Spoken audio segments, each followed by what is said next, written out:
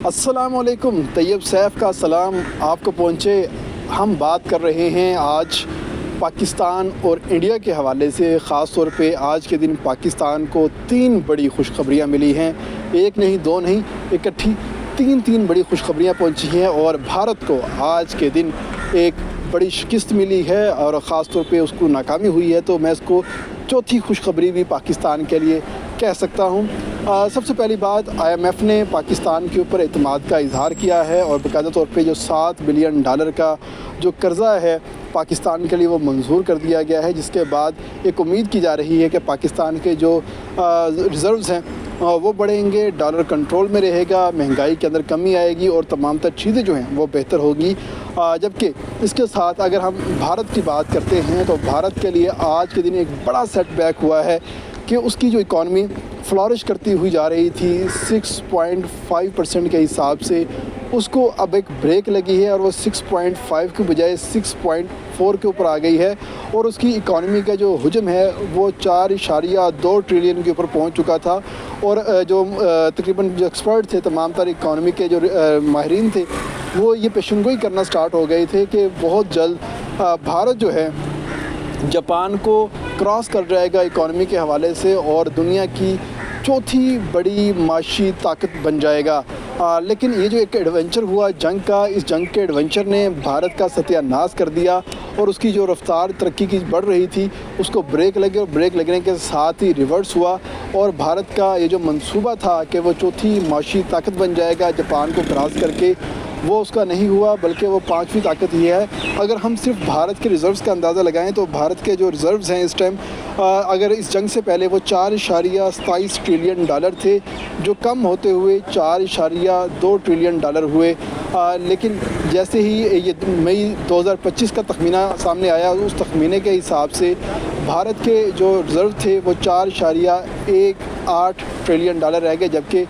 Japan جو ہے اس کے ساتھ ہی ایڈجسنٹ ہے، اور ابھی تک اس حوالے سے بھارت جو ہے بڑے بڑے دعوے کرتا ہوا دکھائی دے رہا ہے، لیکن عالمی ماہرین اس کے اس دعووں کو نہیں مان رہے، اور ابھی تک بھارت کو 5ویں بڑی معاشی طاقت گردان رہے ہیں۔ جبکہ بھارت کی جانب سے بار بار کہا جا رہا ہے کہ ہم نے جنگ بندی ابھی تک نہیں کی، آپریشن سندور ہمارا ابھی تک کنٹینیو ہے اور ہم اس آپریشن کے تھرو مزید کارروائی کریں گے۔ تو ماہرین کا کہنا ہے کہ اگر بھارت نے مزید ایسا کوئی ایڈونچر کیا تو پاکستان سے اس کو ویسے ہی منہ کی کھانی پڑے گی جیسے اس نے پہلے کھائی ہے، تو اس کا یہ جو درجہ تھا 5ویں بڑی معاشی قوت کا، یہ کم ہو کر 6ٹھی معاشی قوت کے طور پہ چلا جائے گا، اور UK جو ہے اس کی جگہ لینے کے لیے تیار ہے، کیونکہ UK کے پاس اس وقت $3.73 ٹریلین کے ریزروز ہیں۔ اگر بھارت نے کوئی حرکت کی تو بھارت کا یہ جو $4.2 ٹریلین کے جو پیسے ہیں یہ نیچے آنا سٹارٹ ہو جائیں گے، اور UK جو ہے اس کو فلورش کرتا ہوا اوپر چلا جائے گا، اور بھارت جو ہے دنیا کی 5ویں سے 6ٹھی جو معاشی قوت ہے اس کو بنتے ہوئے دیر نہیں لگے گی۔ اس کے ساتھ آج کے دن جو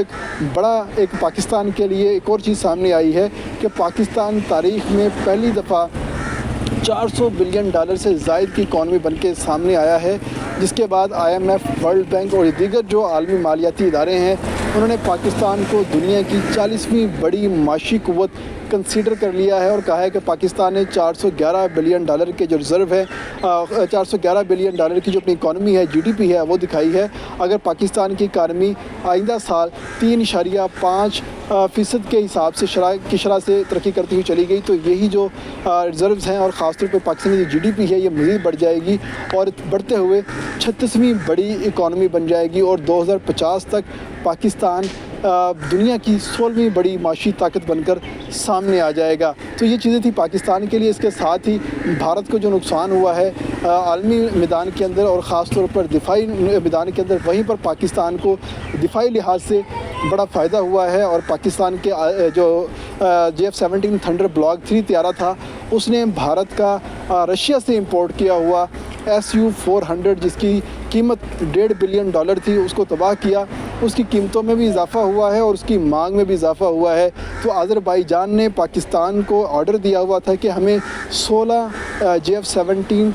جو تیسرے بلاک کے طیارے ہیں ہمیں فروخت کیے جائیں، جس سے $1.4 بلین پاکستان کو آمدن ہونا تھی۔ اب وہی جو طیارے ہیں آذربائیجان کی طرف سے کہا گیا ہے کہ ہمیں 16 کی بجائے اب 40 طیارے دیے جائیں، اور ان 40 طیاروں کے ساتھ پاکستان کو جہاں پر پہلے $1.4 بلین کی آمدن ہو رہی تھی، اب پاکستان کو $4.2 بلین کی آمدن الگ سے ہونے جا رہی ہے، یعنی کہ $7 بلین ہمیں IMF سے ملیں گے، $4.2 بلین ہم آذربائیجان سے اپنے طیارے بیچ کر لیں گے، اور اس کے ساتھ ہمارا جو فتح میزائل ہے اور جو دیگر ہمارے میزائل ہیں ان کی بھی انٹرنیشنل مارکیٹ کے اندر ٹیسٹنگ ہو چکی ہے اور مانگ میں اضافہ ہو گیا ہے۔ اور ساتھ ہی ساتھ جو ایک اور بڑا ایڈوانٹیج ہمیں ملا ہے کہ چائنا نے کہا تھا کہ آپ نے ہمارے لیے بڑا ایک اچھا اقدام کیا ہے، ہماری جتنی بھی ٹیکنالوجی تھی اس کو دفاعی مارکیٹ کے اندر، انٹرنیشنل مارکیٹ کے اندر آپ نے سند قبولیت بخشا ہے، اور J-10C کے ساتھ ساتھ PL-15 جو میزائل ہیں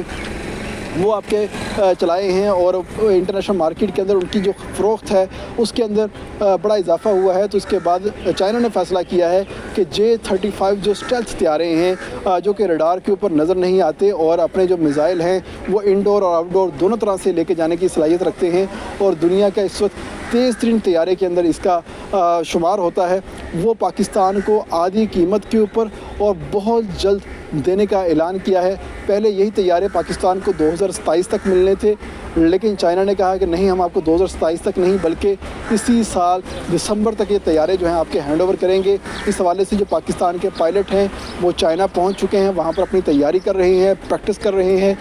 J-35 کے اوپر اپنا جو ہاتھ ہے وہ سیدھا کر رہے ہیں، تاکہ خدا نہ خواستہ کوئی مسئلہ ہو تو رافیل کی طرح ہمیں انتظار نہ کرنا پڑے کہ ہم اپنا ہاتھ سیدھا کریں، بلکہ ہم پہلے دن ہی اٹیک کریں گے اور J-35 جو ہے اس کو ویسے ہی چلائیں گے جیسے ہم JF-17 تھنڈر چلا رہے ہیں، یا J-10C چلایا ہے، یا F-16 چلایا ہے، MiG چلایا ہے، میراج چلایا ہے، بالکل ویسے ہی اس کو چلائیں گے۔ اور اس حوالے سے